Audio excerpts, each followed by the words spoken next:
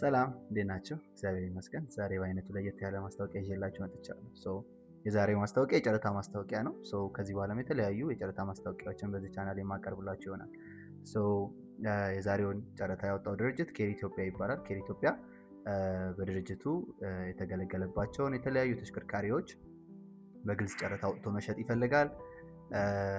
ተሽከርካሪዎቹን በአዳማ ወይም በደብረ ታቦር በመሄድ በአካል ማግኘት ወይም ማየት ትችላላችሁ። ኤንድ ምን ያስፈልጋል ከናንተ የሚለው ደግሞ ከናንተ የሚያስፈልገው 20% የሲፒኦ ፔመንት ኦር ደግሞ ሰርቲፋይድ ፔመንት ኦርደር ያስፈልጋቸዋል። ኤንድ